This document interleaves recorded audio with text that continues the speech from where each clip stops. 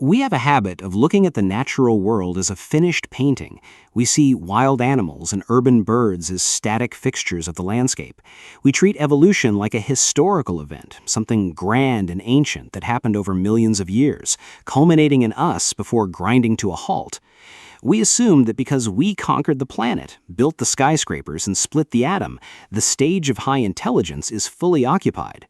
But biology does not recognize human supremacy. Evolution never stopped. It is happening right now in the shadows of our infrastructure, in the depths of our oceans, and in the canopies of our remaining forests. And if you look closely at the data, the early, quiet foundations of Earth's next intelligent lineages are already being laid. They aren't evolving away from us, they're evolving because of us. To understand how a new intelligence emerges, you have to look at what drove our own. Human intelligence didn't develop in a vacuum of peace and abundance. It was forged in the fires of extreme environmental stress when the African forests shrank and our ancestors were forced into dangerous, unfamiliar savannas. Survival demanded rapid problem-solving, social cooperation, and tool use. Today, the single greatest driver of environmental stress on Earth is the human race. We have replaced forests with concrete, filled oceans with plastic, and lit up the night sky. In doing so, we have accidentally created the most intense evolutionary pressure cooker in the history of the world. We have created an environment that brutally punishes predictability and massively rewards cognitive flexibility. Take a look at our cities. To a wild animal, a city is a hyper-complex, chaotic labyrinth of novel threats and unprecedented opportunities. It is an environment where standard evolutionary programming fails. A bird that relies purely on instinct will not survive an encounter with a glass skyscraper or an express highway. But certain species aren't just surviving in our cities, they are decoding them. Consider the corvids, crows, ravens, and magpies. For decades, scientists have known that crows possess an extraordinary capacity for problem-solving. They understand cause and effect. In Japan and the American Northwest, crows have learned to use human traffic as a tool. They drop hard-shelled nuts into crosswalks, wait for passing cars to run over them and crack them open, and then wait for the pedestrian light to turn green so they can safely retrieve their food. This requires an understanding of human mechanical patterns, traffic flow, and temporal sequencing. But what is happening now goes much deeper than simple behavior modification. It is transitioned into cultural transmission. At the University of Washington, researchers conducted a landmark study on wild crows. Scientists wore specific rubber masks while trapping a small group of crows on campus. The trapped birds were released unharmed, but they remembered the face. Whenever a researcher walked across campus wearing that specific mask, the crows would scream and mob them, recognizing them as a threat. But here is the remarkable part. Over the next decade, the number of crows mobbing the masked researchers didn't decrease as the original birds grew old and died. It multiplied. Crows that had never been trapped, birds that hadn't even been born when the experiment started, joined in the attack. The original crows had communicated an abstract concept to their children and neighbors. That specific face is dangerous. They pass down a historical narrative across generations. This is the definition of culture. Crows are building a collective memory, an oral history of the human race, written in warnings and shared across the skies of our cities. Meanwhile, a completely different kind of intelligence is stirring in the oceans, built on an evolutionary blueprint so alien it challenges our fundamental understanding of what a mind can be. The octopus represents a profound biological paradox. Our lineage split from theirs over 500 million years ago. Since then, mammals and cephalopods have evolved along entirely separate tracks. While our intelligence is centralized in a single massive brain, an octopus's intelligence is fundamentally decentralized. 2/3 of their neurons are located not in their head, but in their arms. Each arm can taste, feel, and make independent decisions without waiting for instructions from the central brain. It is an intelligence that lives throughout the body. For a long time, scientists believed octopuses were capped by a hard evolutionary ceiling. They are short-lived, usually dying after just a few years, and they are notoriously solitary. In the evolutionary playbook, true intelligence requires sociality.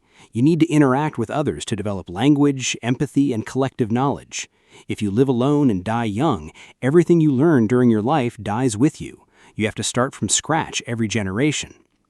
But the ocean is changing, and the octopus is adapting in ways that suggest that ceiling might be cracking.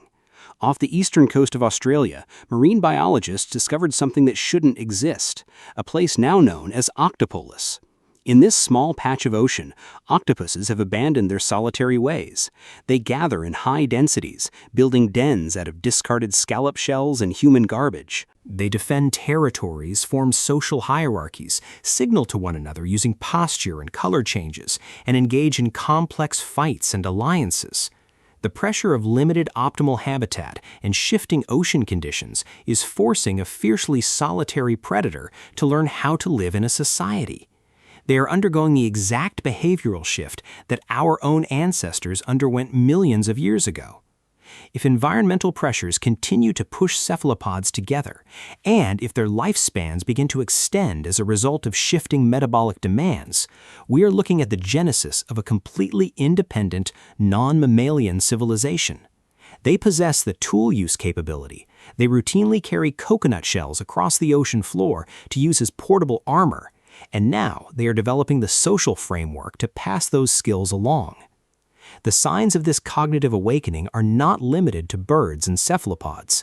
Across the mammalian tree, the pace of behavioral evolution is accelerating. In the Strait of Gibraltar, a subpopulation of killer whales has recently begun targeting human vessels. They aren't attacking the people, they are systematically targeting the rudders of sailboats, disabling the vessels with surgical precision, and then swimming away. This behavior started with a single matriarch, likely following a traumatic encounter with a boat, and it spread through imitation across multiple pods. In Africa, elephant populations facing heavy poaching pressure have begun altering their fundamental life strategies. They are abandoning daylight entirely in high-risk areas, traveling and feeding exclusively under the cover of darkness, and teaching their calves to navigate silently around human infrastructure. They are developing an updated geography of fear, mapping human behavior and passing that knowledge down through generations. We often think that if another species were to achieve high intelligence, it would look like us. The next intelligent species will not replicate our path because our path has already altered the terrain. They're evolving in a world that is already full. Their intelligence is being sculpted specifically to navigate the barriers, the dangers, and the opportunities we have left behind. They're learning to outsmart our traps, decode our schedules, utilize our waste, and survive our hostility. We're used to being the observers, the scientists looking through the glass, tracking the behaviors of animals and measuring their minds against our own. But the relationship is changing.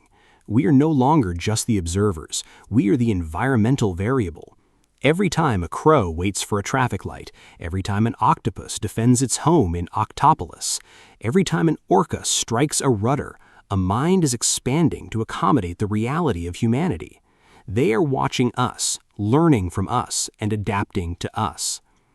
We tend to assume that our position at the top of the cognitive ladder is permanent, but in the grand timeline of Earth, humanity is a very recent, very sudden phenomenon.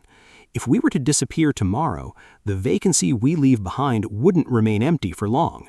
The evolutionary machinery that produced us is still running, grinding away in the oceans, the skies, and the city streets, completely indifferent to our achievements.